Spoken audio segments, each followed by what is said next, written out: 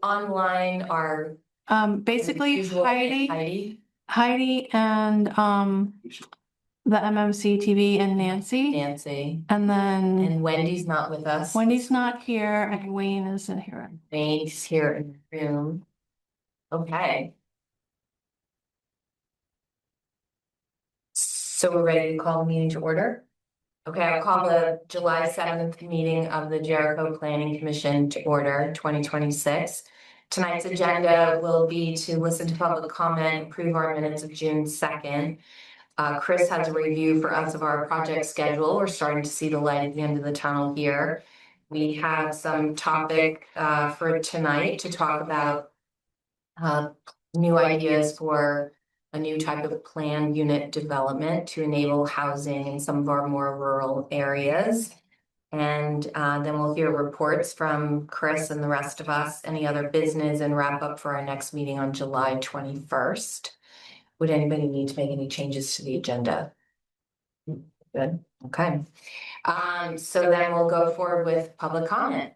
Does anybody have any comments to share with the Planning Commission? I do. Okay, could you come forward, state your name?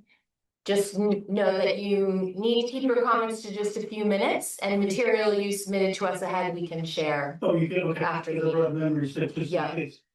Okay. So my name is Wayne Ellis, member of the Conservation Commission and Cemetery Commission. So I saw the comments during the Conservation Commission about the plan or the announcement for bid from the company that's talking about our Riverside development, and I saw that there was a group of apartments on that, and so I was kind of surprised because I know in the past years, in my mind, we've talked about that we wanted to have small houses for people trying to get a step on the ladder. And that and during the course of those previous years, we also talked a lot about enabling ADUs to help with the apartment angle of that. So if you want to go to my first slide. Oh, we don't have it queued up for display, but we'll share it with the PC members. Oh, okay. In that case, I have to remember what it was. It was when you want to enable housing in an infrastructure constrained community like we have. So a couple days ago, or a week ago, I took a ride down to South Burlington, Old Farm Road. It's even with Kennedy, and if you drive on Kennedy, it's those huge apartments, and it's all chock-a-block with little houses that they're building. And then if you go in other parts of South Burlington, you see this massive number of apartment blocks that they've built. And then if you go into South Burlington's page and you look at their infrastructure, they have multiple wastewater treatment plants. The one on Airport Parkway is 3.25 million gallons per day, not per decade, per day. And they have several of these things. The development over at Riverside has 6,000 gallons a day, so it's not even registering. So as a result, as far as us building any kind of apartments in Jericho, we can't move the needle for Chittenden County. It's too massive, and they have too much infrastructure. So I started thinking, well, what is it that we can do that we can make a difference? And if you look, the housing costs, some of the places in various parts of South Burlington are starting to build 1,200 to 1,400 square foot houses that command $360,000. So if you do the math, that's $240 per square foot. And I looked at some of the discussions about the apartments were 500, 750, 1,000, I think. So I said, well, all right, we're for 240, we're in a very affordable housing cost range if we make those condos instead of apartments, because now you're providing more opportunity for, the nurse and the teacher to be able to afford a house where they can start to build and happen. The other thing is that as far as the cost per square foot of building, the most ideal place to build that is in a village center. The reason is that in the 1760s, surveyors came in and they walked through the woods and said, okay, we stake this out, here's the place for a village, because the soils were all the best for drainage, and for us now, for wastewater treatment. They're also level, you don't tend to have, you must yield the bank of the stream, but in the town, you have very level land. So the cost of preparing the site is extremely reasonable. And I looked at several areas and they all agree $200-300 a square foot was reasonable. Now, if you're on a mountainside or a ledge, it can go pretty quickly to $500 a square foot. So my point was that we have a very limited and precious commodity.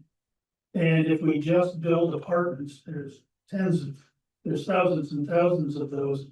But there's also within those apartments, there's hundreds of people that would love to buy a condo or a small house. And we have that covered with the small houses we're talking about. But the condo, these are the people that want to start a family. And I mentioned in the one slide that, every year I do the Wayne tour around the country with my lovely wife and tow. And we visit people in Maine, Massachusetts, New York State, Montana, and Washington, and people from 30 years old to 90. Nobody has ever, and I've probably talked to grand total of 40 people in the media, but nobody has ever said, we need more apartments. But everybody says, if we could just have more small little condos or houses where we can get started, especially the young people. So that was the point I wanted to make, is that we have a very rare and precious commodity. And if we really want to make a difference, especially since we're being asked to help share the cost of the wastewater, I think a rental is not the best choice. The best choice would be, along with these houses, you build these little condos. I mean, a 1-bedroom condo, you could be a single teacher or something and probably possibly afford that. So that was my ask, is there, you guys make the town plan and you work with the zoning board. And is there something that, as far as these village center developments, that we can, strongly favor, condos or houses, single family units, as opposed to apartments, which can be built any building in the town. But this is a very special place in these town centers, and when it's gone, it's gone. Right. So, Okay. thank you. Thank you very much. Wayne sent us a couple of slides that have some data and reiterate his points that we'll send to the planning commission. So question, Wayne, when you talk about condos and apartments, are you differentiating those based that condos are owned by the owner occupied, whereas an apartment is a rental? Yeah, So you could have an apartment building that is composed of condos where people own their flats. Yes, that's the desirable, in my mind, that's the desirable direction. Nope. Okay. All right, so we'll move on then to approving our minutes. Do I hear a motion to approve the minutes of June? It's actually June 16th. Oh, June 16th. Right. Is it, or is it not June It's the 16th? 16th. Okay. Yeah, okay, approve the minutes of June 16th. Those to approve is trusting me. Eric, That's right. I do always trust I you. will second it. Chris seconds, any discussion or corrections on the minutes other than clarifying that the date is June 16th? All those in favor of approving the minutes, please say yes. Yes. Yes. Okay, I was waiting for Heidi. Thank you, Heidi. Hi, Heidi. Okay, then I will pass it over to Chris, town planner extraordinaire, to update us on our project schedule. Great, thank you. So tonight, we're continuing our discussion on housing and looking at what John can do in the areas outside of our village centers to make it easier to build housing. So just a recap of what we're looking at here.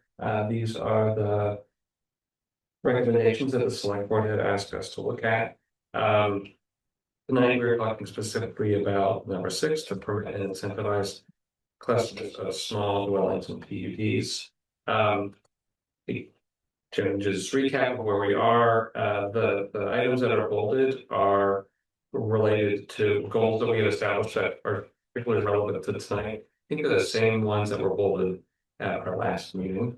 And then in terms of local guidance, again, this is what we had come up with earlier in our process, and the items that are bolded, again, are the same things that we had looked at our last meeting. So for, in terms of our timeline, here's where we are now, with open houses scheduled for over the summer and the planning commission's hearings on our zoning amendments scheduled for September. I'll be working on the red line between now and our next meeting on July 21st. And then the plan is to use that meeting to start going through, looking at that more specifically. I know you're talking about a slide, but just in case somebody's listening to this on their phone, and since we're so excited about these open houses and public hearing dates, maybe you could announce them. Yeah, so the plan is for us to have an open house on August 4th to the public to go to review. I'd say just at a higher level with some level of specifics, the recommendations that the planning commission has been making to make proposed changes to the amendment. Is that during our meeting time? That one might be on Tuesday. It is a Tuesday, that's why I'm asking. I think the answer is yes. Yes, it's the first planning commission meeting of August on August 4th. So that would be in lieu of our meeting. Correct. Okay. At one point, we talked about having the open house sort of a little bit before and then transitioning into a slightly abbreviated meeting. Is that off the table now, or? If we have something. I mean, if we need to. If we have something to discuss, we can Right, do right. that, yeah. Then for August 18th, I'm suggesting no planning commission meeting. I can't remember if we discussed this or not. I know I'm gonna be out of town. So we can, I'll work with Susan to see if we need to have. I think a we did talk about that and you were out of town, and I think we thought that there were other potential conflicts, and also that gave us a little bit more time for you to be working on the red line during that time. Great. And then, we would hold our first public hearing on this at the planning commission's first meeting in September. Then we would have a open house on a Saturday, which is the 12th, which would be the weekend before the next public hearing on the 15th. So we'd be able to release the red line, have it out in the public, have an open house to get comments, and then be able to hear what those comments are at the meeting on the 15th. Is it okay if I jump in with a question, Chris? Yes. Yeah, I just, last time we met, SJ, you had talked about maybe there being something with the town meeting reimagined. Some kind of time frame that might overlap with our time frame. Is there any clarity around that? There is no clarity around that, and I don't think it will. If we were to do the old, what we did last year. Yeah, can I interrupt you? Yeah, I asked about that. Oh. I asked Gay and she said there's no interference from her end of things. Yes, that there's no hard decisions been made, but this doesn't interfere with anything that's on the table. That might be coming up. Yeah. I'm sorry, what is Go ahead. the difference between an open house and a public hearing? Or what is an open house? It's just people can come in, ask questions. It's more informal. A public hearing is statutorily required. You have to have at least one public hearing. I guess I know what a public hearing is. Okay. So an open house is just an informal. Opportunity for people to give comments to the planning commission. Maybe SJ might not have been on the planning commission when you did the open house on the last round, were you? I think you were. So the last, when we did the BMG edits, I had an open house here and a few people came by, and it's an opportunity to have one-on-one conversations with people about what their So this isn't a specific issues. public meeting. This isn't an open meeting. It's just like an office hours? You could think of it that way, but it would be on the date of a planning commission meeting, and ideally all planning commission members are here, so everyone can engage with people and explain the process, what we've been through, answer questions. Okay. But you're asking good questions, and it's making me think like, we'll think through the structure a little bit more, like, will we have a quorum? Will it actually be a meeting, or will it be something Like different? if I was to encourage my neighbors, why, they're not gonna come to both. Why, what would they, like, what were they getting at an open house, I guess? So I'm anticipating that we would maybe have more displays and illustrations and stations that people could walk around and look at, like, this is the zoning district map, and I'm just talking off the top of my head. Yeah. This is these I'm are. not trying to be challenging. Yeah, no, I'm trying you're to understand. No, it's good for us to think it through. An open house is more of an educational opportunity Right. Okay. to explain, have more of a back and forth discussion, as opposed to we're holding a formal hearing and you can come up and give us our comments for the record. Okay, that, Did you go to the to town plan thing at the library? Were you able to go to that? It was like the round robin thing that we did there with all the tables. Yeah. So kind of like that, Yeah. but on a on a much smaller scale. But that would be the intent of people walking, looking at the zoning map and asking questions. okay. And I think a lot of people would be more comfortable interacting in that format than at a public hearing. Cool. Mhm. And I'd say the two open houses have different intents. The first one is more of a let us explain to you what we're doing, answer any questions you have. Then there'll be the public hearing and the red lines will be released. So, and then the second open house would be more of an opportunity for people come and give very specific comments on the red line and for us to have a conversation about it. And so, like what I did for the B&G comments was I put them in a table and then I went through and I responded to each of them and posted that so people could actually see what the answers were to their official comments. Okay. So the red line is available to the public before the first open house? Before the second open house. The red Typically, is available to the public before the first public meeting? before the Or public hearing? hearing. Okay. Yeah. Okay, and so at the open house, we may hear some things that we wanna, okay. Is And there, I'm sorry, sorry guys, I don't know why I'm stuck on procedure. We don't have a meeting between the open house and the public hearing to discuss anything that may have come up at the open house. That's correct. But we'll have the structure to funnel stuff to you, and if decisions need to get made, we'll figure it out. Okay. I mean, that might be a reason to have a meeting on the 18th to discuss what came out of the open house. I'm not trying to create more work. I'm just trying to. Okay, cool. We may still, I think, let's make a call on the August 18th meeting after the August 4th open house. Like when I had the open house last time, I think there were 2 or 3 people that came in, and it was great that they had the opportunity to come in. Yeah. But there may not be that much to discuss. Maybe it'd be better to schedule a meeting and then if there's not much to discuss, to cancel it. Yeah. is there a plan to engage with the select board during this process, or are we waiting on that?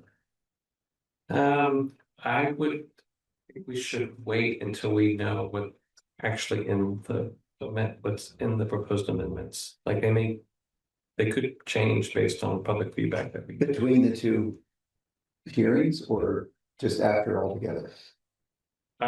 Between or even after the one on the 15th. Okay. Because after that, it goes to the select board. Well, after that, the planning commission could decide to Right, forward we it. would the vote to select forward board. it, yeah. Yes, if there are lots of comments, the planning commission could decide to hold another hearing. There's a minimum number of hearings that we hold out as. Okay. I would encourage select board members to participate in an open house, potentially. Okay, I can do that. And we can make an effort to, like, Chris has given them a couple of updates along the way. Yeah, So, I just We want can to. think about it. Chance. yeah, we can think about an update to them at some, Okay, maybe in the interim here.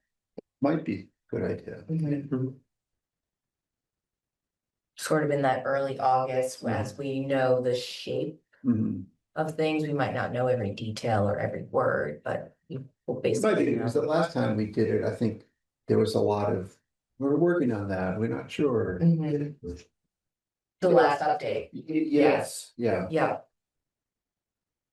Yeah, that's right. yeah. I think the biggest outstanding question at the last update with them was what we're talking about tonight, which is the small house incentive. That's my recollection. Yes, I could imagine questions about some of the decisions about the forestry district. Yes, As well. yeah.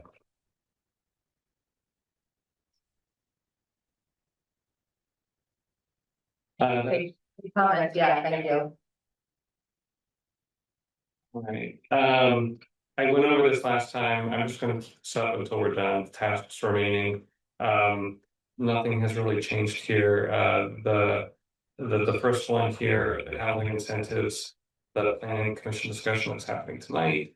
Then me, preparing the final text amendments, I've been tracking them, but. Work is still needed on a few things. And then a final review of all the amendments, I gotta cross check them and zoning. And then work with Claudine to see if there's any legal issues that we. That's it, so no other real updates from the last time we took a look at this.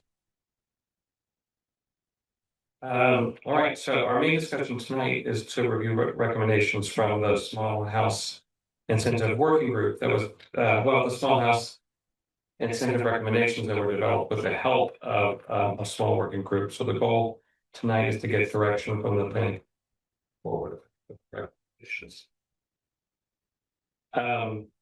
So I just wanted to give an overview of the process that we went through with the working group. So the working group met 3 times. The first time was in April. Our process included first reviewing background information and identifying additional information that we needed to take a look at. Then reviewing and discussing some additional concepts, and then finalizing the recommendations for the planning commission. I do want to give a big thank you to the members of the working group. In addition to several planning commission members, we had representation from the Diversity, Equity, and Inclusion Committee, the Affordable Housing Committee, and the Development Board, I think. Frederica is on the meeting here tonight, and she was part of the working group, so I'm glad you could make it tonight. Thank you for coming. So there was a lot of really good discussion, and that helped shape the recommendations that we're going to be looking at tonight. So just for some background information, the small house incentive is tailored to be used in the low density residential district and the rural agricultural district by encouraging clusters of homes that are surrounded by open space. I would say this is more important for the rural agricultural residential district, as it would include a density bonus for that district. The reason the focus is here is because the changes that we've discussed for lot sizes in the village centers, the commercial and the village district are such that there's really no reason why someone would use the small house incentive. There are no minimum lot size, or the minimum lot size is a 1/4 acre in those districts, which already give much greater densities than you could achieve through the small house incentive. These districts also don't have an open space goal described in their purpose as it's written in the zoning. We also didn't consider this for forestry because of the intent of that district to focus on protecting forest blocks, wildlife habitat, and natural resource conservation. I'd say the goal of the small house incentive is actually twofold when it comes to realizing the purposes of the underlying zoning districts, and again, particularly the rural agricultural residential district, which is intended to protect working lands. So I included this slide because I wanted to give some background information on what it would mean when trying to realize the purpose of maintaining working lanes in that district. This map isn't showing open space, but it's showing active farms, food businesses, and lands enrolled in current use. The active farms and the food businesses on the map are from the Jericho Underhill Food Hub's recently released guide to local food, farms, and agricultural products. And Sabine actually pointed out two that weren't in the guide that I added since this first went out to the Planning Commission. These are working lands that are contributing to Jericho's economy today. So as we consider additional housing opportunities, the goal is in these areas, the goal is to plan in a way that enables housing that continues to support these working lands. For inspiration on how to incorporate housing into the more rural areas, the working group looked at historic farmstead and rural building clusters in Jericho. What we found was that they typically include anywhere from 3 to 6 buildings. They're spaced anywhere from buildings are spaced anywhere from between 8 and 50 feet from each other. They're typically closer to the road, and they're clustered in an area that ranges from about 1 acre to 1.5 acres. So this provided a building form that the working group used to discuss and work through basic layout standards for the small clusters of housing in the rural areas. We also spent a good amount of time refining the purpose of a small house PUD. So some of the changes that we worked through during discussion was making sure that the purpose emphasized the goals of creating affordable, small and diverse housing, allowing more housing in the compact development pattern, maintaining open space for agriculture, forestry, conservation, and other rural uses, and then minimizing the fragmentation of agricultural and forest lands. Specific standards that are being recommended include where small house PUDs can take place, so that would be applicability. What we came up with was lots that are a minimum of 10 acres, only one small house PUD on an originating parcel during a 5-year period. That's intended to prevent someone who may have 30 acres from just coming in year after year after year and developing it all, and just making sure it's more incremental. The development area for the buildings and vehicles must be within an area that is 1.6 to 2 acres. So it's a little bigger than the farmsteads we looked at, but we're also allowing, recommending a maximum of 4 to 8 buildings. So 8's a little more than what we found in the typical farmsteads. Individual lots would need to be a minimum of 6,000 square feet. That's the same size for the PUD small lots, or it could be one lot held in common ownership with all of the small houses on that. Each house would need to be a maximum of 1,500 square feet of inhabitable space. So that wouldn't include unconditioned spaces like a garage, it would just be the habitable areas. Access to that development area would need to be through one curb cut. Open space designations would follow the requirements for a standard PUD. So in the PUD section, it'll say these are the types of things that should be in the open space, and it'll list like wetlands or river corridors or natural resources that are in the NRO, areas with steep slopes. And then it must be available, remain available for agriculture or forestry or other rural uses, land uses. There are 3 options for site layout, which I'm going to talk a little bit on the next slide. And then in terms of affordability, making sure that at least 50% of the housing units are designated as affordable. And then in Jericho's zoning, affordable housing is at 100% of the AMI.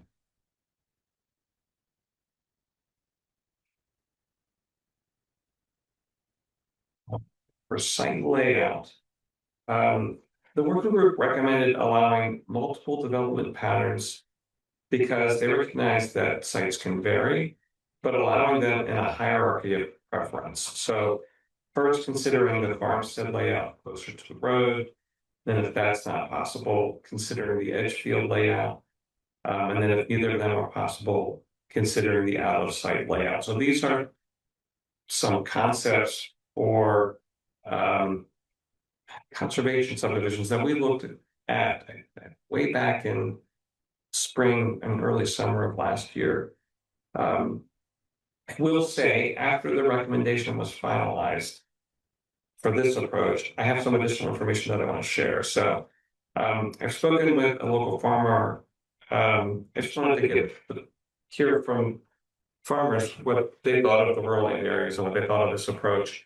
He raised a practical concern about developing areas further away from the road, since they require longer driveways, and that can fragment agricultural land and make the remaining open space less practical to farm. So that's just one thing to keep in mind. Then I also learned that the out of sight layout isn't something that Vermont considers a best practice anymore, due to more recent research on Vermont's forest blocks and the ongoing fragmentation that's been going on. So I just wanted to share that additional perspective because I think it bears directly on the commission's decision about whether or not to include multiple layout options or just focus on one, which is the farmstead. I still think the edge field is a viable alternative, particularly when you think about if you have an existing lot and if you have an existing lot with a house at the front of the lot on the road, and they wanted to do something like this, then you would naturally cluster around where that existing house is. If there's one that's set in the way back of a property and there's already a long driveway, then you're not introducing something that would be doing further fragmentation. So I think the first two are still viable options. I think the out of sight one is something for us to think about if we want to really encourage eating into forest block area. Wait, Discourage. Wait, what did I you say? said if we want to encourage eating into the forest block. Right. He's saying we should consider, do we really want to encourage that, which this. No, okay. Okay.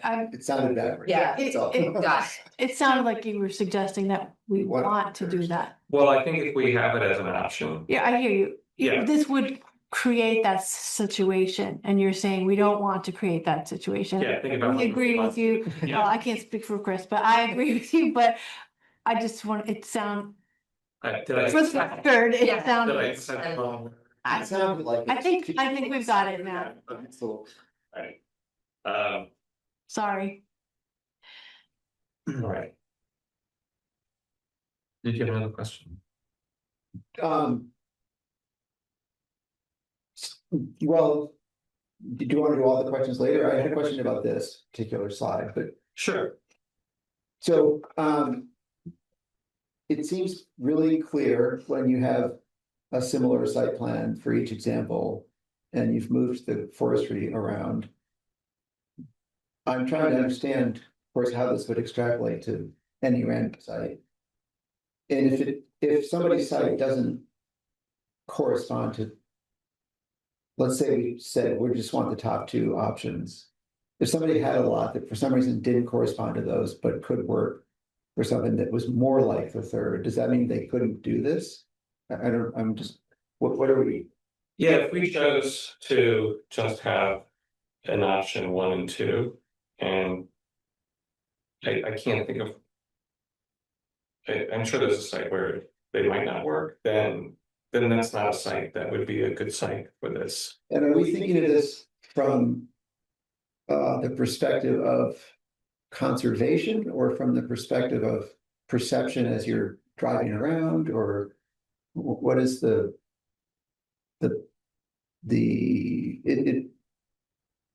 What's the rationale for yeah, having those locations for the clustering? It's to keep the open space contiguous and unfragmented. So if it's close to the road, then this sets up a scenario where you have a 2-acre development area where the housing is concentrated and 8 acres of open space. mhm, By putting all the housing up at the road, all of that 8 acres is behind it and it's continuous. If you have the open space if you have the development pushed to the back of the lot, say along the ridge line or along the ridge line on the side, Mhm. you are concentrating, you're maintaining a contiguous Mhm. area that's either working lands or forest block or other land use. Because if you think about it, if you're allowing this on a 10-acre lot in the rural ag residential district, this would enable up to 8. You know, I get it and I Okay. understand. As I was looking at this earlier, I was thinking, well, this makes sense from a plan view, an aerial view. If you're driving on the road, from the perspective of looking like there's a lot of development, it would look like more development if everything was at the road than if it was tucked away. So I was just bringing up a different perspective, but I totally understand. Okay. My comment on the out of sight one is that I understand where we're going with it. But if a person has a lot that is suitable, but the only suitable areas to develop are going to be in the out of sight, are we saying we'd rather prioritize continuity of the forest block or prioritize housing? That is the question. Yeah, and we should be right up front with saying we want A or P and then adjust accordingly. Personally, I like houses. I like houses too, but in the areas where there's or there's forest blocks, we want to preserve those. So in the other parts of the rural ag, maybe there aren't as many forest blocks, and so we can. But I think if there is a forest block, then we want to protect it over the housing because we have other options for housing. The owner in that spot may not have those other options. And they may be ready and willing to develop it for housing, which we've said we need. We have to balance that. I'm willing to make the trade-off.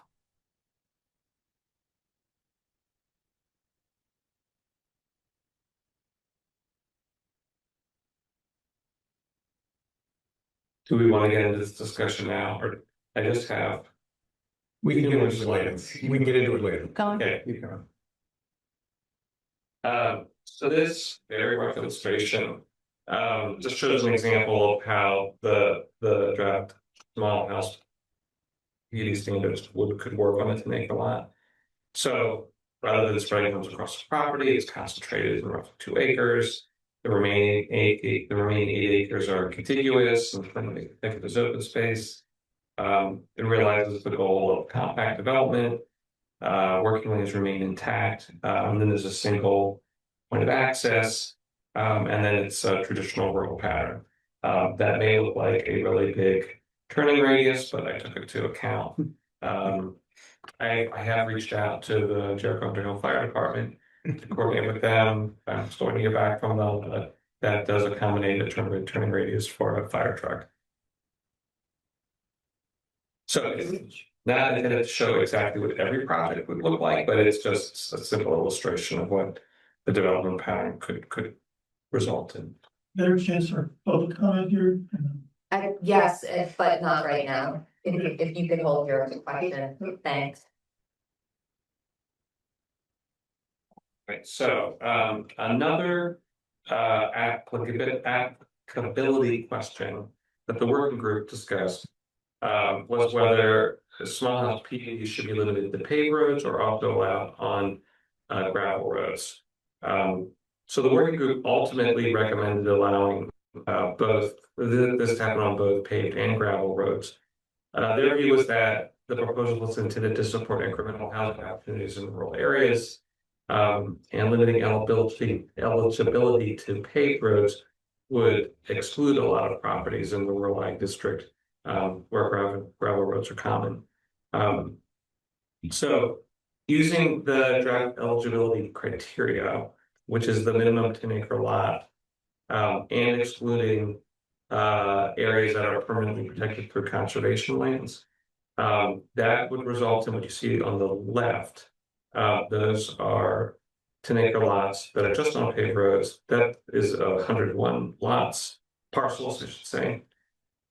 When you start to include gravel roads, that increases the number by 56, so for a total of 157 lots. And that's what's shown on the right. So these maps just illustrate where those additional opportunities would occur. About 1/3 of the eligible parcels would be located on gravel roads. So, Let me ask you a question. yeah, What's the difference in total area available in paved roads versus with gravel roads? I don't. Did you calculate that? I don't have the area, but I think I can get that number. I don't know if that's more, I think knowing the number of parcels is more important because there is that 5-year incremental Mhm. phasing. And we know just from this analysis that there's over 100, well, there's 157 that are more than 10 acres. The illustration showed with the lighter blue gives you a sense of the Yep. quantity, distribution. So, the biggest standouts to me are like Nashville Road, Silly Hill, and then I don't know what's that in the middle Lee. there. Plains, Oh, plains, Plains and Yeah. Lee River. Why would you not have, I'm curious as to why gravel, you would not have always included gravel roads. Well, that was me. I was initially trying to focus development on where we had paved roads, thinking of what our infrastructure was. If you're gonna have more traffic or more housing, concentrating them on paved roads. But then the working group was like, well, what difference does it really make? Right. Okay. I also, for this assessment, excluded lands that are permanently protected. And I used the state is developing a database of protected lands, and they've got a GIS data layer. If they've released it, they're still pulling together properties, so I can't say that this has, well, I know that it does not have every property in Jericho that is protected. Like I know there's some PUDs with protected lands that are not on that map. But that was the best information that I had for doing the analysis. Before I get into the recommendation, before we get into the discussion, so we've got a couple people here that were on the working group, and I don't know if you wanted to, if I missed anything that you thought was important that you wanted to share.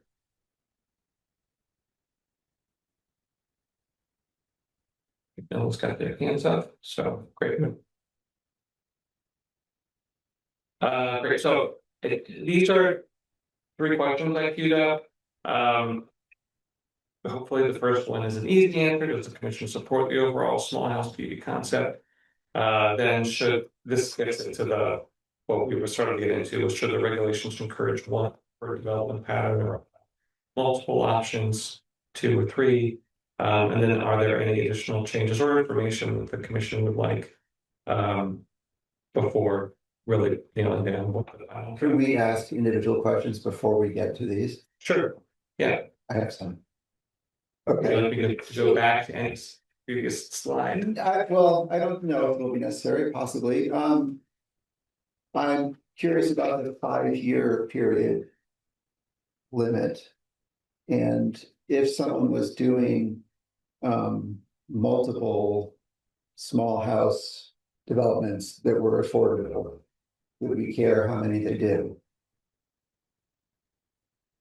If they followed all these guidelines and, a number of them were affordable, would we object to them doing more? I know you're looking at me, but I Well, think, yeah, yes, because you're running the meeting, but I'm, Yeah. I'm not specifically to you, but yeah. I mean, I had heard concerns that if someone had a 30-acre lot, which right now allows one single family home or duplex per 10 acres, and then going to 8 acres through this, 8 units. eight units on that 10 acres, that's a big difference going from 3 potentially 6 units to 18 to 24 units. if they had how many acres? Let's say 30. 30, yes. It is, yes. Okay, well, I mean, We maybe also the were answer is that simple, but I'm just. Yeah, if we were this also is- influenced by the regulation that we currently have, which says major minor subdivisions within a period of 10 years. And the change we have on the table is to reduce that to 5. And so this would logically. be Yes, and I consistent with understand that. I was thinking, if this somehow got us more of what we wanted, would we be more lenient? If there were more small houses and they were more affordable, would we be willing to be more lenient with that limitation? I think it has the potential to dramatically shift residential densities in town. In a way that we don't want. Well, again, I don't know. I can't find any analysis that really tells me, like, once you hit this level, you've got to widen your roads to 4 lanes. You've got to start installing traffic lights. Okay, I just wanted to ask the question. I was wondering about the acres needing to be at least 10 acres, which seems very appropriate in rural agricultural residential, but I'm wondering if it's really appropriate in LDR. Because I could, especially because we're also reducing the lot size there, but you know, I've got 5.5 acres and don't be nervous, but I could, for example, you know, do something. I could imagine doing something on 5.5 acres that could satisfy a lot of these requirements. And so I'm wondering if the 10 acre is too big for the LDR.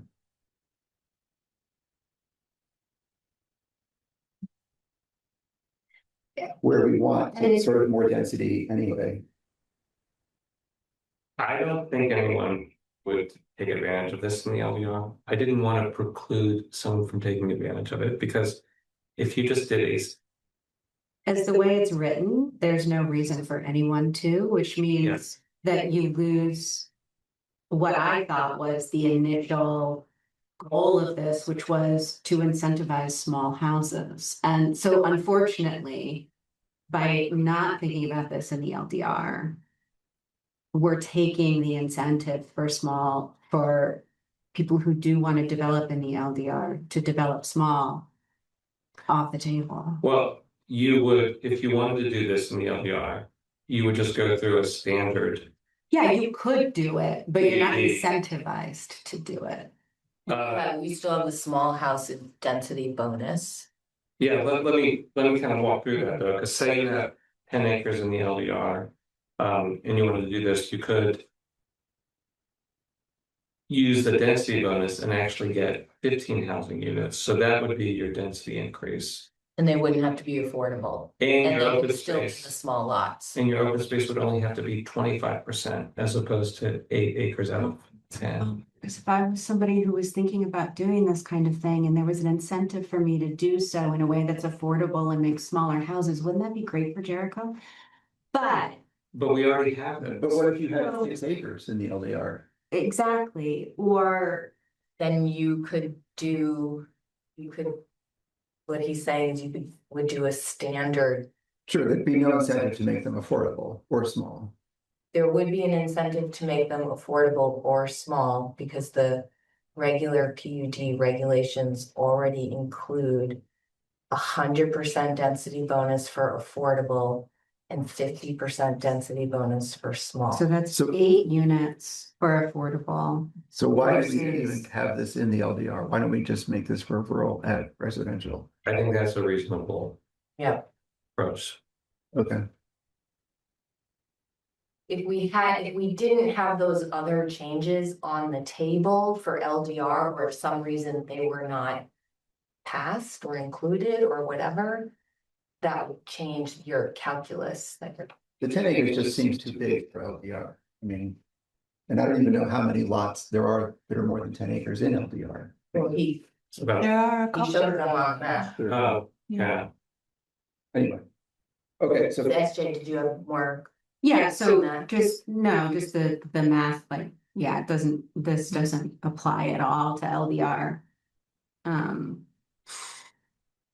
So that's too bad. Well, maybe, so it doesn't bring enough new to the table to be more of an inducement than the theoretical inducement that already exists in the regulation. Mhm. And actually is being increased by the other changes that we are making because we're changing the minimum lot size from 3 to 1. Which is probably like the most significant change. Yeah. That's a big change in density. Sorry, go ahead, Craig. I have a whole list, but I'll wait. My next question is about the requirement that these be affordable. That's a pretty hard bar to reach, and I wonder if we'd be better at making this missing middle level, and I don't know what those numbers are, but missing middle, and then further incentivizing affordable through, I don't know what that would be, tax incentives or, no permit, no impact fees, permit fees, whatever, but I'm afraid that if the bar is affordable, that a lot of builders and developers are gonna look at this and be like, I can't meet that. I'm just not gonna even try. It's hard to do that. And what do we mean by affordable? Do you mean Well, perpetually affordable? Yes. Okay, that's a whole. That's a hard. Didn't I hear you say that it was 100% of AMI was the standard for affordable? That's what our affordable That's, housing but definition that's what is. Jericho's definition of affordable is. That's not what everybody else's definition of perpetually affordable. And is. And it can be whatever we say it's gonna be, that's fine, and those numbers are easy to calculate. Perpetually affordable is a whole nother beast. I would argue that, well, I'm a huge champion for that. I would also argue that by one of the things that I guess I'll speak for myself as a housing committee member had hoped to really get at here was making sure that housing choice and equitable access extends to rural areas of town. And one of the ways to do that is to encourage smaller housing and trying to come up with a way to have smaller houses and smaller lots in these areas where we also want to balance conservation and all of this kind of stuff. By having these lot dimensions and housing dimension restrictions, that will naturally restrict the size of the house that's being built, obviously, literally, but then also will restrict how big that house can get. We're not putting any limits necessarily on whether somebody, I think, you're in the room, Wayne, and I see you. It doesn't prohibit somebody to take their attic space and turn that into an additional bedroom as they build equity, et cetera, et cetera. And so thinking about whether that needs to be perpetual or not, when the nature of the particular recommendation is to incentivize small, the expectation that then makes a naturally occurring affordable to people of modest income home. But also just to speak to the percentages. So Jericho and our regs, for whatever reason, has affordable at 100% area median income. Typically statewide and nationwide programs would define that at 80%. However, Vermont's CHIP program and the folks at BHFA are starting to redefine affordable. Well, CHIP specifically redefines affordable as 120% AMI and below. And typically, to your point, Chris, what we in previous years had talked about when we talked about middle income was between that 80% AMI and 120% AMI. That's what we used to, and I mean, still do talk about as middle income because you were making more than, you were making too much to be eligible for subsidies. But you were still making less than 120% AMI, which made it difficult to participate in fair market. And so CHIP program is counting 120% and below as affordable in their calculations for. I don't have to get into CHIP. So that's something else I would throw out there in consideration. I think that's really helpful context. I wasn't sure what so what are you advocating? I'm advocating for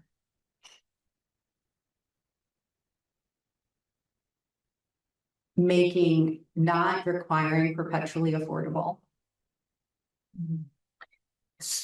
And I would advocate for raising the limit on how we define affordable. So that it's more achievable To 120%. to the builder. So it's interesting because Chris first came to the working group without the affordable criteria, just small. Because that was really all the things you just said, it's naturally affordable, and designating who lives where seems like an area we don't necessarily want to go to. The working group's reaction to that, the conversation was a little bit of like, well, but then maybe we're not doing our job if we're not guaranteeing that the result is actually affordable, because people can build very luxurious but small. We've even seen that around in Jericho recently. But I think that And I think that question is a really good one, because that's why the discussion led the direction from the working group, but that's why it's really, this group has a different perspective. I think it's really important that we do what we can to promote and incentivize perpetually affordable housing. I fear that being a requirement to entry to something like this. If there's a way, if it's, if you want it to be 8, then do whatever. Or if there's some other, if we're waiving fees, or the town goes in on your community infrastructure through a CHIP program, if you can guarantee 2 of them will be perpetual or whatever. Right, that's I'm great. afraid of that being a barrier to entry, making this dead. Right. That is my fear. Can I go back to another thing you said, which was the idea that the house would start small and then could grow. And I think we also talked about it as actually permanently small. That you would potentially not have, right? Yeah, because some zoning regulations in other towns will say it's 1,500 when it's built, but you have the option to expand another 500 feet or something and max out at 2,000. Or 20% or Yeah. something to But that that's the effect. perfect model for a young couple. Yeah. Right. I mean, that's what you want. Add on. Like, why would you not allow that? I mean, that's how you would build equity. Well, and again, I think that the balance, the fear is you build on, and now you've Then you don't created a have small house. houses anymore. You Okay, started with we've got this family who would never have afforded Jericho without that. I agree. I know. And now by the time they're ready to move out of this house and make it available for the next family, it's no longer a small affordable house is the fear. I think that based on either that's an interesting, I hadn't heard of or thought of that. But also because these lots are so small and because of there may not be a lot more room for those to get unwieldy. Well, one thing I wanted to say, because there's been a couple comments about a developer coming in and doing this and not doing this. I don't think this is not for a developer. This is not for a market rate developer. Because it will never be built. This is for someone who wants to do this. The model that I used in looking at this was, it's called Waitsfield 10, if you're familiar with that. Yes or no? I don't know. Okay, so Waitsfield 10, it's in Waitsfield, it's a 10-acre site.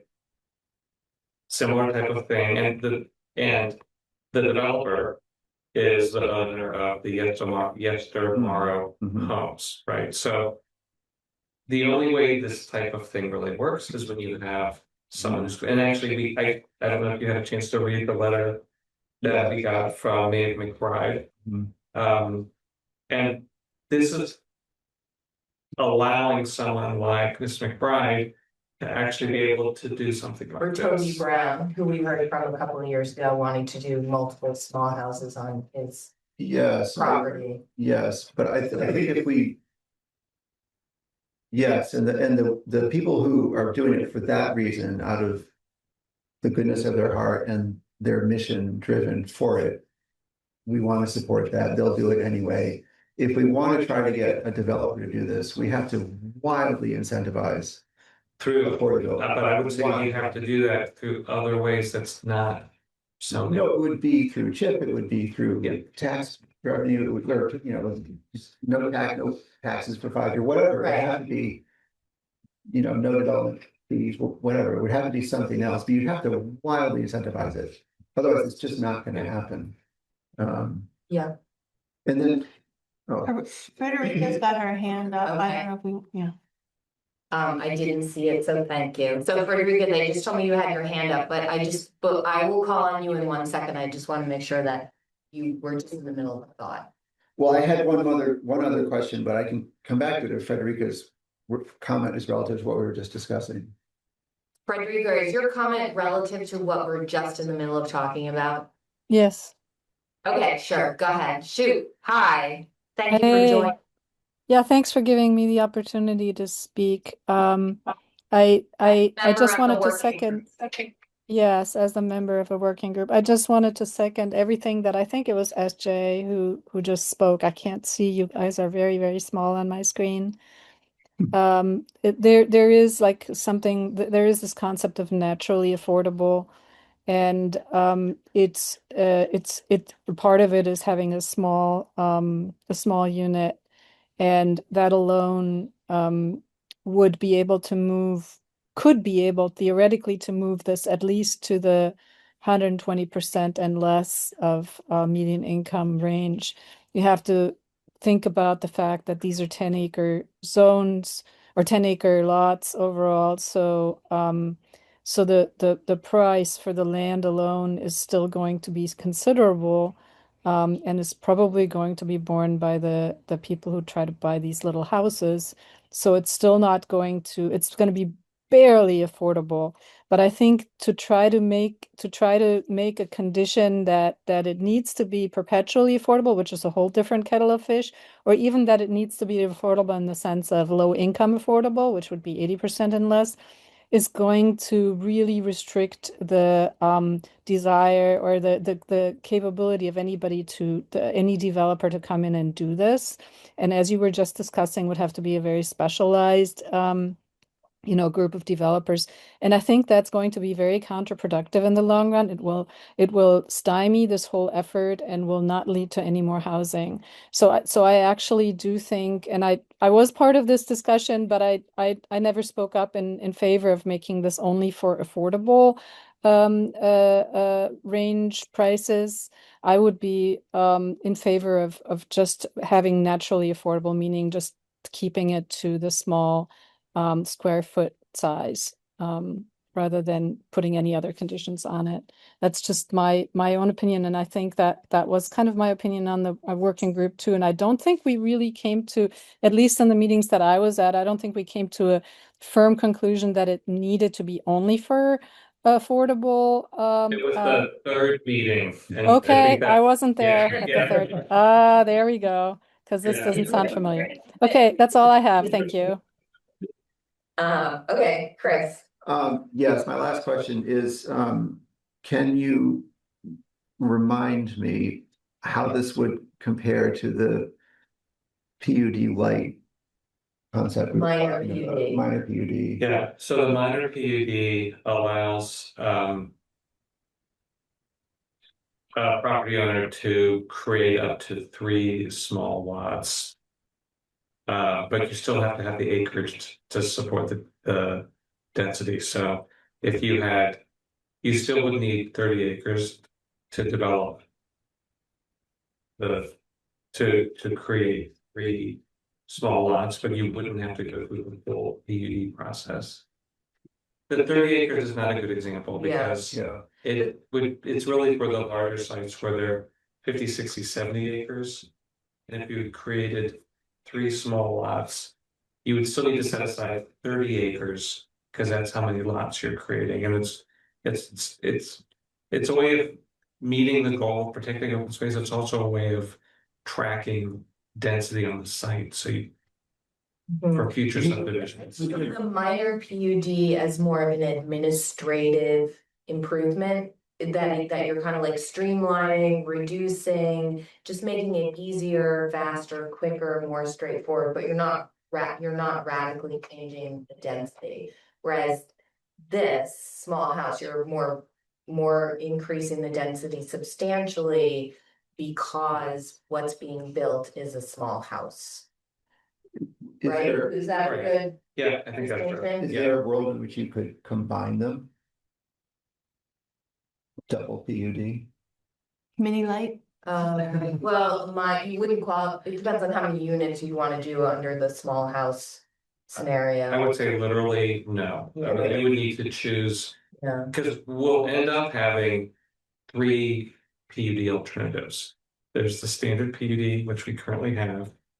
There's the minor PUD, which would allow you to create up to 3 small lots or have 3 principal buildings on a lot, without having to set aside 50% of your site, depending on the acreage.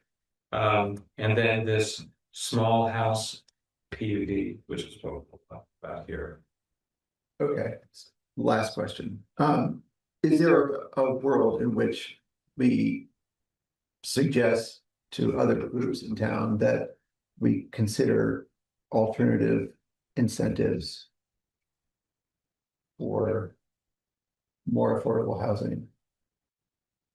Because as we've all discussed, Okay, let's put that question aside for a second, because Okay. this is a very big question. it is, but just in terms of this whole package that we're doing, that we're trying to, the point of this is to try to get more affordable housing. Right. More housing, Right. more housing that's more affordable. Just, we don't have to discuss it now. Okay, but- right. But as part of that, it seems like, because there is a limit to what we can do in this room. But there might be other tools that the town has that the town should consider, Sure. that this group would be ideally situated to recommend. Okay, that's Okay, it. let's see what we Okay. pass. Did you have, did you have more that you? I'm sitting here, I won't let us move past without my questions. Okay, gatekeeper.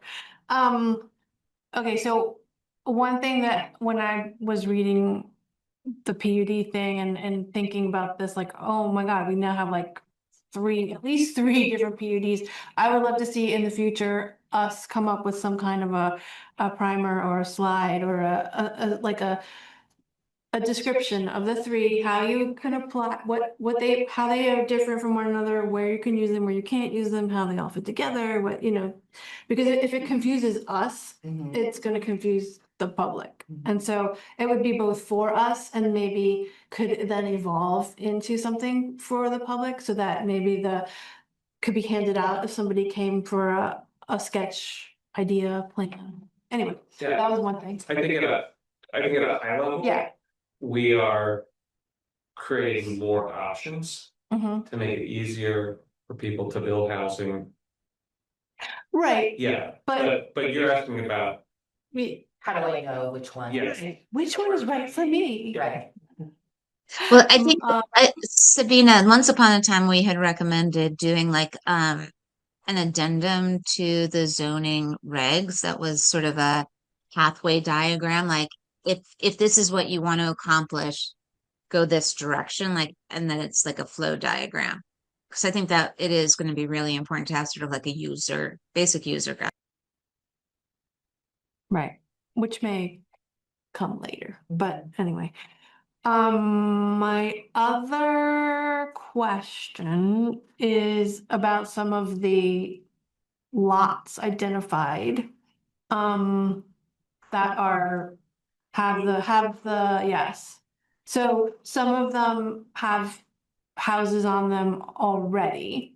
So let's say that at some point in the future, there was a transfer of ownership and somebody really wanted to do one of these projects. How would all of these contingencies work if there was an existing house by default, you would need to cluster the new homes around the existing home. And that would count as one of them, or would it be like, Oh. one plus or? Yes, but that's a good question. We would need to, if that, someone were to do that, we need to include a section for the 1,500 square foot max For the existing home. for the existing home. Right, it would be similar to your concept of an originating parcel. Yes. And then new parcels relative to the. And does the 5-year period transfer with the deed? The 5 years just on the counter. So if somebody does want it, but a year later they sell the whole thing, someone else buys it, they still have to wait the 4 years. Correct, because if they come in to apply for an application, it Okay. stays with the originating parcel, yeah.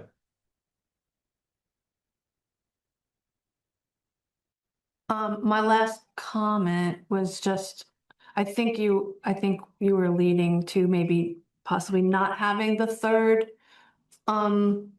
option for siting of the small homes, yeah, Yeah, right? And so, I also want to be would you clear, want to discuss it, or Well, that has already happened? this was discussed Right, by the working group. right, okay, And the working group was comfortable going with all 3 of these. I just did get that additional information that I think is directly relevant to the third option that I wanted to share with the planning commission. But I don't want the working group to feel like I'm going around them. It's just that this is additional information that I didn't have at the time when we were having the discussion. right, okay, so you're exonerated from going rogue. I would say from the perspective of the purposes of the district and the working lands perspective and the stuff that you've learned coming from the conservation perspective, the third one makes the least amount of sense, and I don't think we necessarily want to encourage it. I'm also wondering if there is another version that may be a little more palatable, and if we can find it somehow, that would still be like out of sight, but wouldn't necessarily cut into the forest or. I think out of sight is not necessarily a desired outcome. Yeah. Like it's sort of for the wrong reason, kind of like what you were saying about, development, scene development, like if its purpose is to minimize fragmentation and have stuff be as close as possible to other stuff, but for whatever reason, like maybe the existing house is in the worst possible swampy area, but on this 10 acres, I have another area that's better. So it's not so much out of sight as much as it is like, I don't want to say disjointed because that's also a negative connotation, but more like not adjacent or not contiguous or not, I don't know. The good thing of like Farmstead, I think everybody kind of has a good visual. Edgefield has a physical characteristic of the property. So is there a way to have a physical characteristic of the property drive the third one that's not about what other people see, because that's not really the point. Do we I don't need know. one when the current PUD regs do a really good job of explaining what we want and where we want open space versus where we want development clustered, like I don't. And if there's no. It doesn't defining the 50% open space. It has lots of guidance on what should be included in that open space. Right, so do But we need? There's no regulatory weight to these. It's just like, oh, if you want to be extra nice to the Jericho, you could do it as a farmstead. I mean, it's not. Well, I mean, that's a different way. Is there a regulatory element to this, or is it? I think there is. I would say if I'm drafting the regs, that the farmstead is the preferred approach. If that's not feasible based on site constraints, then Edgefield is a second option you can look at. And if that doesn't work, for whatever reason from your site, then either your site's not eligible See, or, that is where my hackles go up. yeah, Chris should eat. or there's a third option, which is out of sight or one that we haven't come up with yet.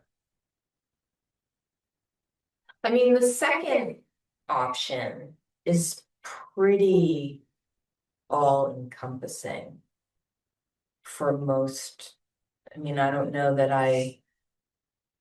But if you had a 10-acre lot and there was only an acre of it that was a field and the rest of it was woods. In those scenarios, if we don't allow the third, then you're basically out of luck. Right. Yeah, but I guess I would also say if you have a 10-acre site and 50% of it is wetland and 50% of it is forest block, But would is it, that a good site for housing? well, but if the forest block was right next to a major road, but there happen to be trees there right now. I mean, I'm not saying, I'm just asking the question, would it be so bad if there was a little cluster of tiny houses right next to the road?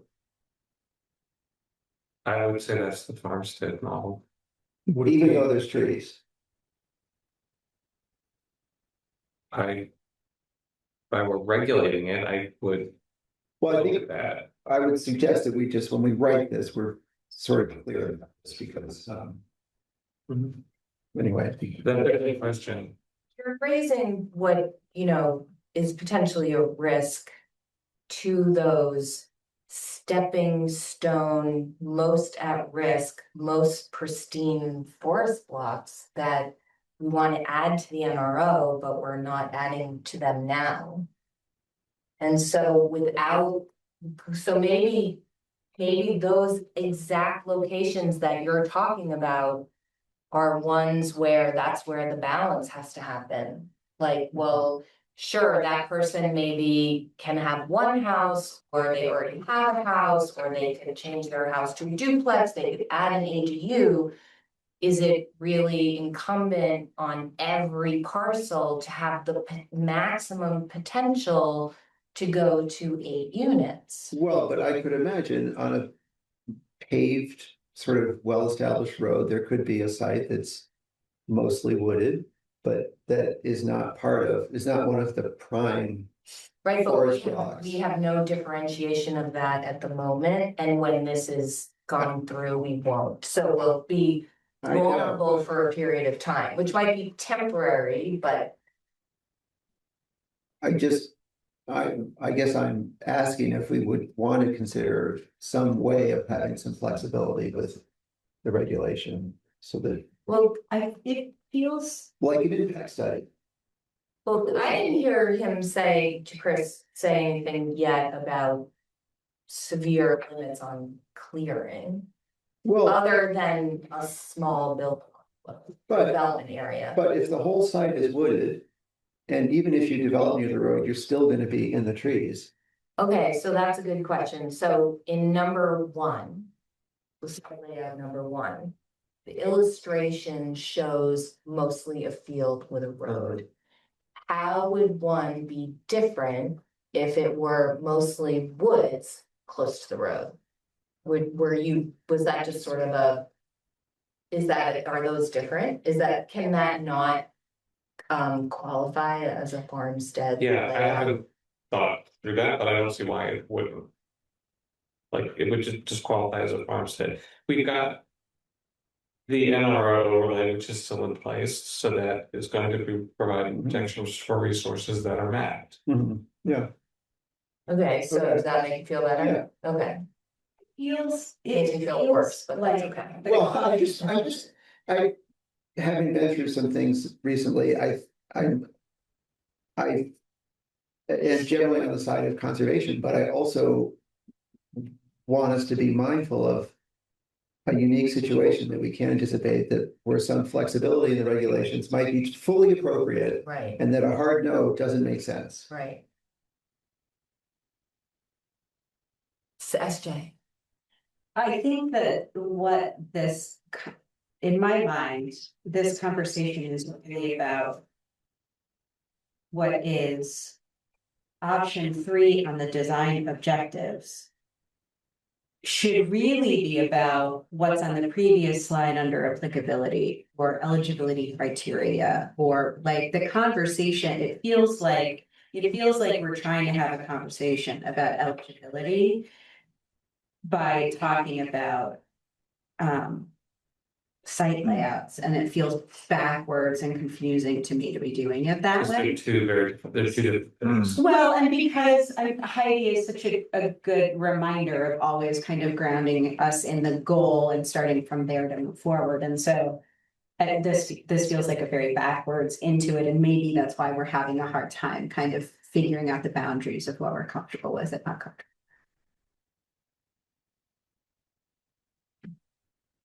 Can I ask some questions? Mhm. Go for I'm it. trying a new thing where I let other people talk.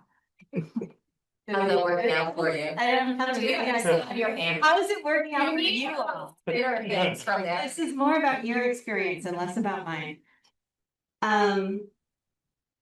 So for applicability, I heard you say one curb cut, so I wasn't sure from, oh, your slide is different. Oh, yes. So There were direct conflicting access. things. Direct access from road was there, and so I wasn't sure if that meant that there could be no new curb cut. Or That was it me, was, that was me not deleting it entirely, because it used to say direct access from a paved road, and then I just deleted it. cool. So now, I guess if I had left it on, it would say direct access from a paved or gravel road. That's fine. I did the mathing, and the mathing kind of made sense to me in terms of the developmental area. If you're following like the general PUD, you gotta cut out 25%, and you gotta set aside 50%, so you're left with 2.5 acres, which is more than, but what you've got for development area, so that all made sense to me. This does not require taking it to 25%. That's what it's possibly, that's, anyway,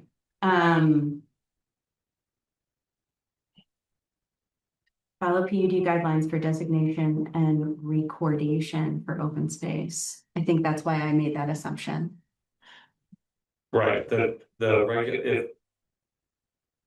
As I've been thinking through the regs, when it gets to the open space requirement, it just says refer to section 1, 2, 3, 4, 5, which is the PUD, standard PUD requirements for open space and recreation. Which allows it being in a deed or having an agreement with a conservation group or. Okay.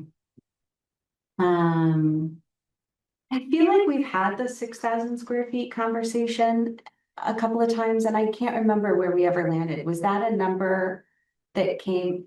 I did look up, like, just because these numbers mean nothing to me. I did look up, like, okay, what is the typical size of a mobile home, and what is it a lot for a typical mobile home? Yeah, the 6,000 square foot number comes from when we were looking at the model neighborhoods. And I think it was the Five Sisters neighborhood, which was the most compact in those lots. I'm thinking that that's where the 6,000 square feet came from. So Interesting. the standard PUD dimensional table thing, that's getting adjusted to that number. Correct, because right now I think this, I have to look, I think it's either a half acre or it may even be 1 acre or it's a quarter, whatever it is, we're just making the minimum lot size for PUD smaller. And this is not smaller than that. Correct. Does that make sense? Maybe it does. Well, I looked at it this way, I looked at it, if the development area is 1.5 to 2 acres. What's the right number of lots to put in there? And that's, I kind of looked at that. And then just the minimum size, it doesn't, as long as you're within that. So again, so I was like trying to like find myself in something that made sense to me. So, and who knows, of the top 3 things that popped up in my search engine, whatever. a mobile home, like your typical single mobile home. So not for a double. Lot is typically between 3,000 and 5,000 square feet. Seems larger and reasonable. A typical, so when we get to the actual square footage of the dwelling, it can be anywhere from 730 to 1,440 square feet. And so this is bigger. So like those numbers make sense to me. I've also been in conversations with someone who is with, I'm gonna get the name wrong. It's like some mobile home park alliance or association or something like that. They provide support to groups that want to build mobile home parks or mobile home parks to specifically the state. Because one of the things that had come up initially when we were looking at this was, do we still need the mobile home park regulations? Because it's regulating a specific housing type, and I think we should move away from that. And whether this is essentially what, because you have to go currently for a mobile home park, you have to go through a PUD and the minimum lot size is 10,000 square feet. So I think this could replace that. But my question to that association was, is there a benefit to having specific mobile home park regulations? And I don't know the answer to that. I don't either, but I would wonder that too. It's similar to the conversation we had at the last meeting, like, yeah, it feels like the right thing to do to, but perhaps there's something protective by naming it and. Yes, so, because initially I just wanted to delete it and have it, but I want to get an answer to that question before exactly what to do, or what my suggestion would be.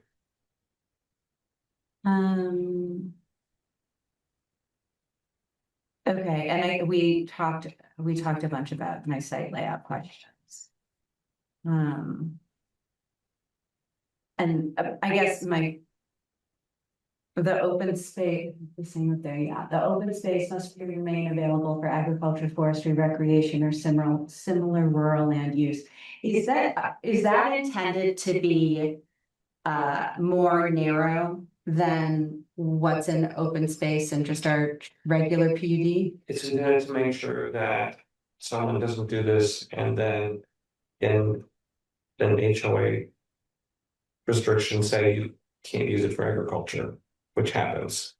If we're not going to do this for the LDR, then I would take out recreation as an option. So this is more narrow. This is a more restrictive list of uses of potential open space uses than what our current.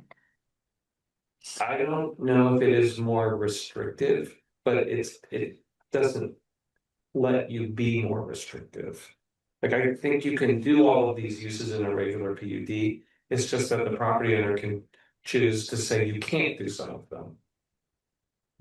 Okay. Do you understand? Mm-hmm. Yeah, I don't. Okay, must remain available for, so it could, okay, I see what you're saying. It's must is the key word, or shall. I mean, it says must. I was reading it as must only be available for instead of must remain available for. So I was reading it as restrictive and not what you just said, which is Like you can't take those uses away. off the table, Yeah. right? That makes sense. Okay, that makes sense to me. So, Um, And when I talked to some other folks about this, they've said, well, it would be easier just to say you can't prohibit farming use. Yeah. So that might just be easier to do. and and so I had Chris in the back of my Chris Brown, the other Chris, the better Chris.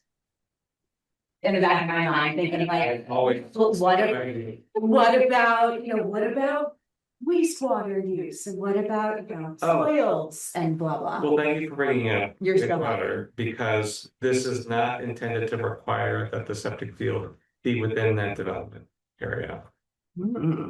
So it could be part of the open space. Fascinating. Okay, the only other thing was and maybe this was me in a mood, which happens. it felt like it was really coming from an ag priority point of view. And For the open space? Or, the whole shebang, but yeah, maybe the open space. I took it as coming from a working lands Mhm. priority, peaceful coexistence point of view, Okay. and special allowance for density for small houses.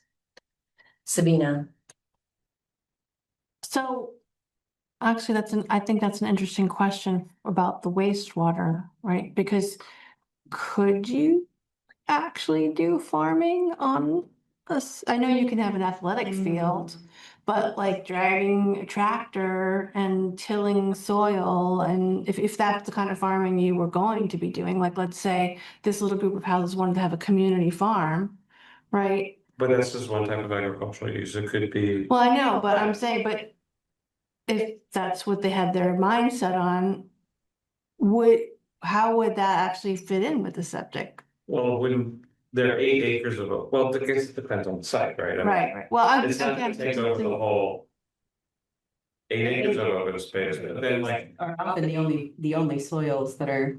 and I should have the answer to this and I don't, but like animal grazing or haying, I mean, those are, That still requires, well, I think the Track question yeah. is if our current open space regulations allow open space to be used for septic. Here, there's a requirement that open space continue to be allowed for blah, blah, blah. So in some cases, though, when those things conflict, or when there's a limited amount of land and you need it for both, is the land clearing required for septic? Does it count as part of the development area, or does it count as part of the open space? in how I've been thinking about it, it counts for the open space. Okay, so given that, then I think making sure that what can coexist and what things are mutually exclusive will help us understand like how realistic that Yeah, open space. so the question is, what agricultural uses can you do on top of a septic field? You would not be tilling. Well, I know, yeah. We know what you should. Right, and you can't really have forestry because you have to keep a lot of your field Right, needs to be mowed. open. Right, Yeah. So if the requirement is that, I'm sorry, I'm doing the thing, I'm trying. no, that, well, maybe maybe septic is an allowable. Is as it is now, an allowable use that doesn't count as being like taking away from the agricultural use. But this might also, Just making sure that that's clear. Yeah, Yeah. making sure that's clear, that might okay, also really encourage the idea of centralized development with an open field in the center, whereas your septic. right, with shared septic. Shared septic. Yeah, the only way this, It's with shared septic. well, I guess you could do it without shared septic, but it just makes so much Be a lot more more sense. expensive. Yeah, Okay, I'm looking at the time. Can I ask one quick question? Told Wayne he could comment, yes. My quick question is, how does the curb cut relate to a lot with an existing house and driveway? you need to use it, because your existing house would need to be part of your cluster. You could relocate it. But, I guess you could relocate the driveway, yeah. okay. Cause, But it would still go to the existing house. Well, the concept is one curb cut shared. So whether you Regardless. remove it or use it or build a new one and get rid of that one or whatever. okay, Like you couldn't, this is designed so that you can't, if you've got a house somewhere on the lot to do, then your small cluster over here, yeah, you need to cluster it all together. okay. Okay, So, I'm kind of thinking like maybe we could coalesce around what we basically say. And I don't know if you want to go down the line and say what you think about what he's proposed and the answers to his questions, or you just want to arrive at a general conclusion in time. Maybe we could hear Wayne first and then do that. Wayne, you've been very Thank patient. you. Thank you very much. We welcome your comments before we wrap up our discussion. Thank you. I just wanted to say a few things. Chris was asking about mobile home regs. As I recall, there were increased because of past abuses. Like they would cite mobile home site on the, swampland or something like that. So, or they would put them so close together that, So anyways, my remembering is that there was past abuses years ago, and that's why they got implemented. The other thing was, happy to hear people talk about naturally affordable. That's kind of what we used to do here in the 1980s, 2000s. They would build in a PUD of 750 square feet, 900, 1200, 1500. And they used to be a technician, IBM, we say that's the technicians, the engineers, and then the from 3,000 footers were the managers in the back there. So that was what they used to do, and the lot sizes there, you know, in your plan here, if you're saying all the lots have to be the same. They don't have to all be the same. They do? They don't. Oh, okay, yeah, so there are mixed house sizes within the development. The other thing for, you were talking about the out of sight, out of mind option there. I think for Chris, from a manager, and planner point of view, a consideration for that would be the road. So if somebody makes a long road, do we get stuck with it, maintaining it, plowing it, yada, yada. And also, what about buses on it? And what brings that to mind is, there's been discussion about the top of Bulge Hill and some liberties being taken with specifications for what a road is supposed to look like. Also Acorn Ridge down off of Governor Peck. If you've got a four-wheel drive car with some high clearance, you might want to drive up that road and just take a look at it. It's pretty challenging, and I wouldn't want to be the 60-some-year-old person trying to bring a bus down there, so just. So that's, the out of sight concept is that I think we do really need to know what the roads are and what we accept that we're going to take care of. So that was all I want to say. Thank you. Okay, thank you. All right, so here are Chris's questions. I had two more questions that I didn't Okay. ask. I'm sorry, Susan. No, don't apologize, just. So these don't have to be working lands. They don't have to. They don't have to be. And That actually, I think Sabina and I talked about how far could you go in making a requirement, and I just don't, it's not appropriate for zoning to say like, you have to do this, so you have to do this. then, could these houses touch? Yeah, they could, Could they be multi-units? you could do in the rural ag, you could do, two sets of fourplexes, you could do two fourplexes. Okay. You could do four duplexes. Or mix. Okay, now, can we answer Yeah, Chris's question? that makes it really easy to fit everything. right. Okay, I'll go first, because I never go first. I support the overall small house PUD concept. So should we raise our hand if we agree with that? Sure. Dream law? Sure. A la Heidi? Okay, so Okay. here's what I'm putting out there. I agree with the concept. I agree that affordable as a requirement is difficult to administer and will turn some people away. And I don't think we should differentiate between who lives where. So I think I would support removing or not drafting it with an affordable requirement. In terms of the layout, I kind of am very influenced by the out of sight being really contributing to fragmentation and probably not really the goal.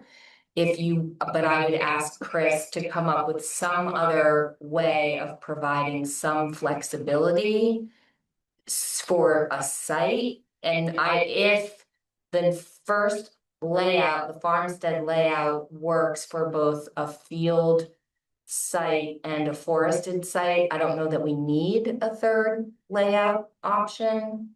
And then Wayne's comment made me think of something really important, which was currently our regulations allow a driveway up to a certain number. And this thing is going to allow a greater number. And I think, do we really want to require the thing that accesses these 8 little houses to have to be a road, or wouldn't it be better if there could be a driveway and meet the specifications of a driveway? Because that would be like much smaller, lower impact, more rural, more appropriate for the thing. And then the other requirements that you set forth make sense to me.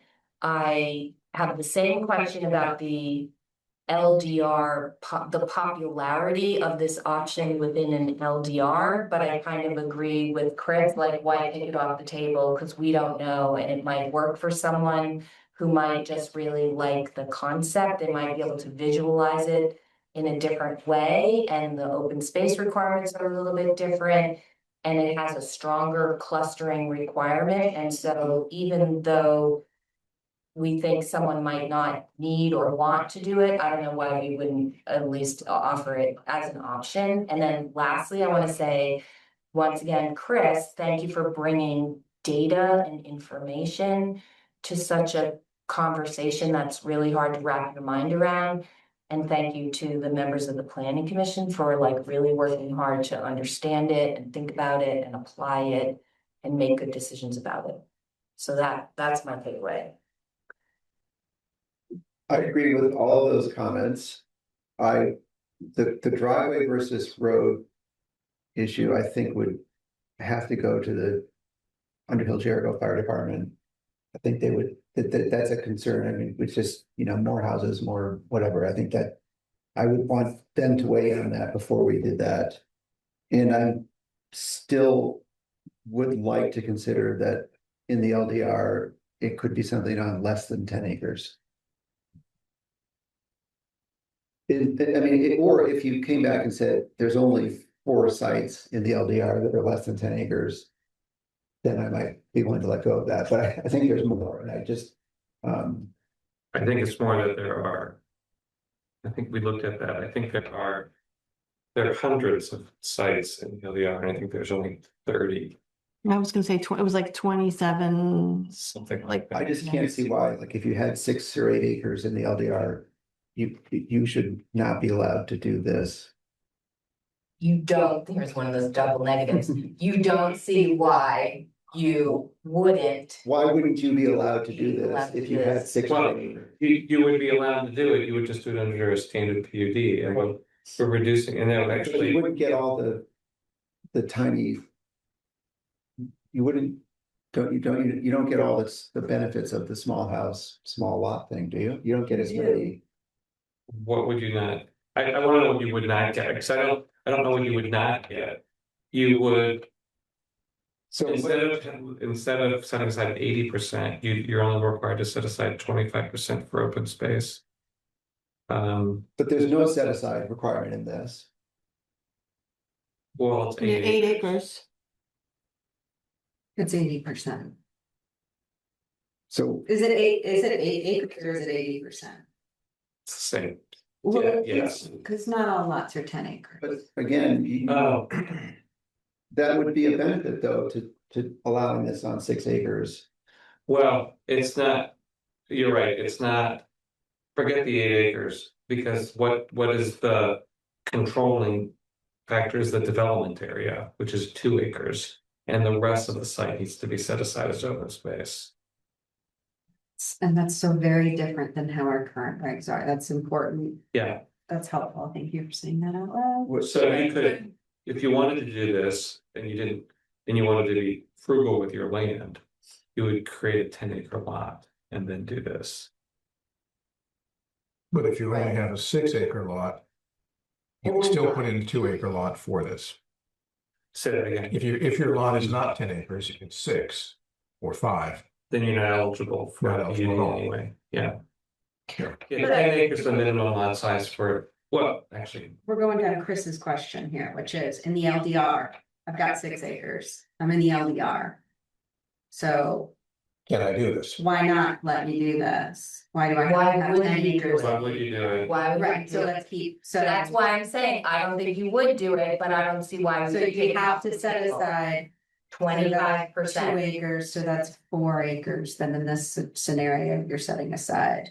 You're getting at max 8 units in this one. Whereas, well, I guess it depends on which Well, in the density we're going. in the with. standard PUD, if you had a 6 acre lot in the LDR under the new lot sizes. And you did small houses, you'd be able to do Yeah, 9, yeah, which is more than the 8. and so if you've got 3, then you're setting aside. Wouldn't you be able to do more than that because it's 4 per minimum lot area in the Yeah, LDR? you would, I mean, it's a lot more, Yeah, Okay, so yeah, I think that's where I got to that like crazy number the last time we talked about this was. You had 10 acres in the LDR, you could do under standard subdivision. Well, not. It would be 40 units. well, but the density is not changes. Yeah, for already. to do 2. Right, LDR. Talking about. Okay, yeah. Okay, so you Okay. agree, you're asking Still a good. question about the LDR, but he answered it, Okay. okay. So, I agree, and I'm also saying that the third option should be removed and or changed if we feel like there really needs to be a third option. But I'm okay with just leaving it off the table. Because I feel like there's enough, I think there should be some flexibility, I think we have it. Without the third. We have it in the regs as they exist. the other 2 site layouts. Or just the 2 site layouts. I think you're saying the two options 1 and 2 give you flexibility. Right, is that right, Steve? And I don't agree with that. I think for a landowner who has a lot and who wants to build small houses and their only option is somewhere further away, option 3, we should not deny that to them. If our goal is more housing at affordable prices, and the only place this person can do it is where their own house is, which is already surrounded by woods, we should not exclude that. That's my take on it. Do options 1 or 2 exclude that? The example he just gave, if their house is. Well, to take his example, if you're on a 10 acre lot and your existing home is up in a wooded area. If you were to do this, that home would need to be within the development area. Right, so you would be able to do that. But you have. Not Sabina's option.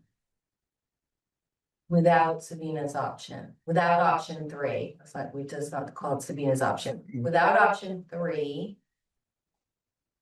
Could you do that with option 3? Without option 3, Option. my house is, okay, a 10 acre lot, my house is in the back, surrounded by woods. Can I do this? Under option 3, you would. Under option 1 and 2? I would say probably not. Can you put the option? I can't hold it in my head. Because option 1 is Armstead. Near the road is what option 1 is.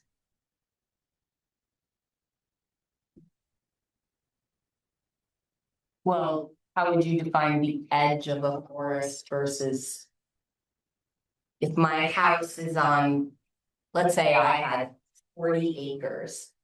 And my house was sort of in the middle of a wooded area surrounded by 2 acres of lawn and garage and doghouse, and whatever.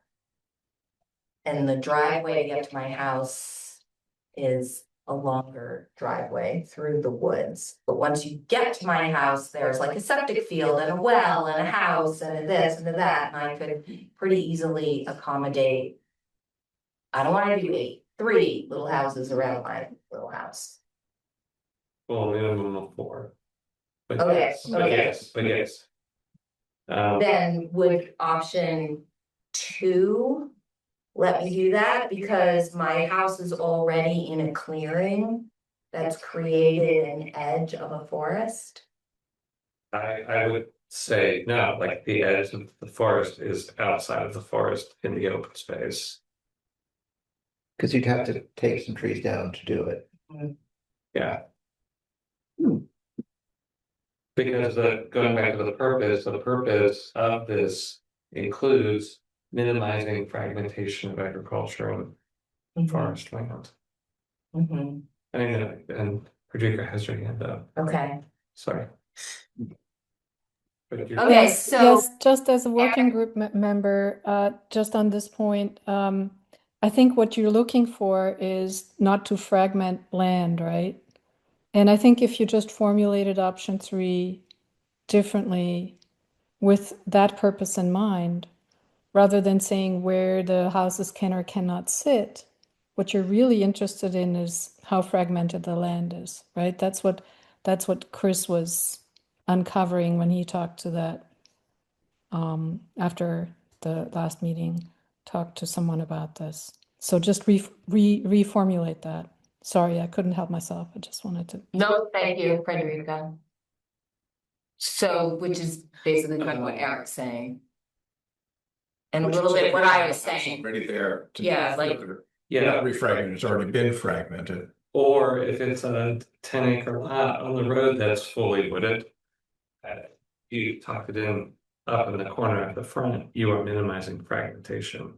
Well, maybe the difference for number 3 is in the case where there's already existing development compared to like a virgin site or a virgin 10 You acre. don't, you already have to have a house on the site to do any of this? No. Heidi has her hand up. Okay. Heidi, I see your hand up, but I'm gonna go to SJ, just going down the line. His 3 questions were, do you support? But so we only answered the first question. More and more anxious as these layouts seem to become more and more eligibility requirements and less guidance on how to site design. And it's making me feel like I don't understand who is and who isn't allowed to do this. So I just want to say out loud that that's causing me anxiety because it feels like these are pretty ambiguous to all of us right now. Anyway, the first question is what? Yeah, Do you support the concept? Yep. Second thing is, I don't think that I understand. One preferred development pattern or allow multiple options. Yeah, I don't think I'm fully understanding this conversation. Like in my mind, you've got your however many acres and you want to do this thing and we have a clear, like, the goal here is to minimize impact, fragmentation, blah, blah, blah. And so do you meet this? Like, this is the gold standard, which I think is whatever option 1 was. This is second tier. If your land doesn't meet that, or you can't make that work, or you can't make that work, here's the list of all the things that we care about in the PUD regulations that help guide you to determine where to best put your little cluster of development to have the least impact. I don't understand why that's not sufficient. And then the last one is, are there additional changes the commission would like staff to explore? No, I think we've talked about the affordability piece and I don't wanna hit that. What I heard was to do away with the affordability requirement. Was what I heard. And what you are just described. And the anxiety that I'm having is I feel like I'm hearing a bunch of eligibility requirements to what kinds of parcels are allowed and not allowed to do this that I don't understand and I don't have a good sense of. And that's making me anxious that I'm agreeing to something that I don't. When we had the discussion in the working group about those three options. My recollection is that there was a sense that third option wasn't great, it wasn't preferred, which is why where we ended up on saying, where we landed was provided as an option, but it's the third one. Mhm. So this is preferred, if that doesn't work, go to this one, and if that doesn't work, go to this one. And then if that doesn't work, Then I'm assuming that you can't develop, then you probably have a site you can't develop anyway. like You can't develop with 8 units. Because you can't, so every permit application is evaluated relative to the standards. And if you can only do it, they only approve it, the zoning administrator or the DRB, when the applicant demonstrates that they can meet the standards. And sometimes the DRB gives on conditions and says, well, because of this standard, you have to do this, you have to do that, you have to locate here, you have to build your driveway to this width. It's not, so it's no different. It's saying it's no different. It's not eligibility. It's saying like, these are the standards for this particular type of density, which is otherwise not allowed in this district. In order to achieve this density being approved, your application needs to meet these standards. And the standards that Chris has proposed are mostly dimensional standards. But I agree with you that some of them, as we're seeing them here, are vague, like what does close to the road mean? I mean, if you live in New York City, close to the road is a lot different than when you live in the Northeast Kingdom. So I'm assuming that these general ideas will be translated into much more specific requirements that the DRB will administer. But it is Yeah. reasonable to think that every permit application is not can always be approved. And how do we, in the DRB reviewing this, or the zoning administrator, how do they know where the forest line is? Is that from the NRO map? Is there an objective source of that information, or is that provided by the applicant, subject to review by who? How do they, on what basis do they review that? It's a call that the DRB would have to make as part of their review of the application. Because on the NRO, in the NRO, it references a specific map or maps so that it's clarified where the forest block is. But my question is, does this reference those maps, or is somebody just walk in and say, I've got 10 acres and happens to be, there's no woods? I mean, usually when the application comes in, they draw on there the lines of the woods. The Or, applicant has. Yeah. yeah, I mean, usually the engineer has, yeah. Okay, And so unless like we think they're lying. well, I But don't know. you I can mean, tell from Google Images, because like Sabina, Chris and I went and we toured a PUD that was recently built in Jericho in a pretty wooded area, and you drive up this PUD and there's not one tree, not one tree for 9 houses, except newly planted tiny little trees. And we went back and it seemed out of harmony with what the site seemed like it probably was. And so we looked at Google Images at what the site was like prior to the development, which has a date on it. Now it's 2 years old or whatever. And then what the site looked like today. And you could see the amount of clearing was 100%. mhm. So I don't agree with you that our PUD regulations are doing it all and they're producing always really terrific results. That don't put those words in my mouth.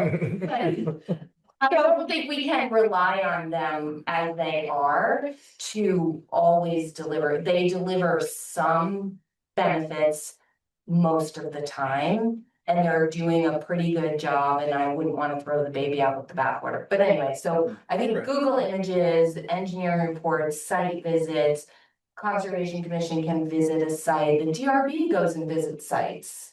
So, I mean, sure, people can clear cut their land the day before they submit an application, that's true, but I don't think we can. So I think then I think the language is unfortunate and, or maybe the whole thing in option 3, it sounds like maybe what we would want that to be, or what we'd hope the intention behind that is to maintain what you've got there, preserve contiguous forest blocks and agricultural land, and not fragment, rather than talking about being out of sight necessarily. Right, Yeah. yeah. I I think we agree can with make that. a new third option that's what we want. Yeah. we want a third option. Yeah. Okay. Out of sight, I agree, is not necessarily the right phrase. But it does say, if this is the only available, make sure you minimize the impacts and so on and so forth, but prohibiting that development just feels wrong. So, yes, this is the exception. You couldn't find anywhere else to do, we can make it work.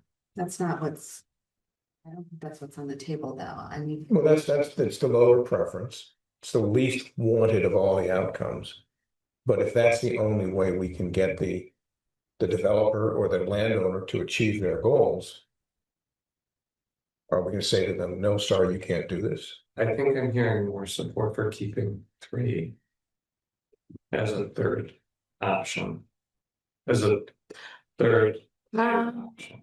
I don't know. I'm thinking what we're saying is a new 3, like a 3 that is some kind of amalgam of the best parts of this, maybe, or I don't know.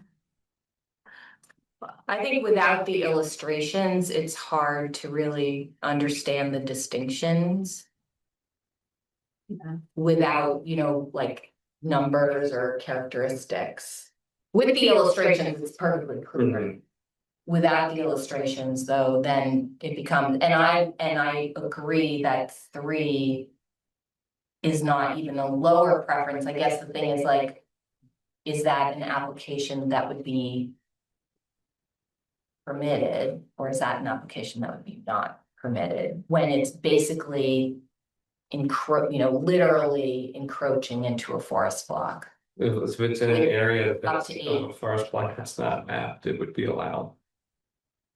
If with option 3, Mhm. right, so that's what I'm saying, so option 3 is less about being out of sight and more about penetration into a forest block. Which is not a desired outcome. Which I think But- is why we're saying, why it would need to be a new option 3, or different. Right, but to Eric's point, like, how do you provide? We can't, or to Chris's point, you can't anticipate every situation, you really want to have to, when did you say a hard no? Can I jump in? Yes. Thank you. The other alternative is to get rid of the site layout entirely and just list design objectives. Not have 1, 2, or 3 site plans, preferred development patterns, but just say these are the objectives and these are the measure. This is the way in which a proposal would be evaluated based on these criteria. So the only difference is where it is located. So if you go with take off the first one, right? The first bullet under each of the 3, and there's not a whole lot of variation. I can't do it now because my body checked out at 8:30, which was like how I paced myself for a 2-hour meeting. But I will say, I would love to come back to this and suggest that it may, instead of arguing about whether we need a site layout 1, 2, and 3, maybe we just need the design objectives. I think the site layout was a way of trying to help people get their heads around it. And it sounds like it's causing more concern rather than less. I like that, and it could be the same approach that we used in the standard PUD, which is defining what goes in the open space as the organizing principle for the site. If you know what I mean. Yeah, Does that make sense? Well, what goes outside, what goes inside the development area, the Right. designated development, Yeah. and what goes outside the designated development area. Well, if what happens in the development area is Stay clear, Yeah, right? How you determine where the development area is you define all of the other site qualities that you want to maintain yes, as open space first, and then you figure out what is the least desirable of those for your development area. right. Yeah. You're the man for the job. I'm not gonna open my mouth, it's 8:54, Yeah. I'll open my mouth later. Okay, plus we're not signing off, okay, so is everybody comfortable with the general Yes. Yes. amorphous direction that, and are you okay? Do you feel like you have enough direction? Doing great. Okay.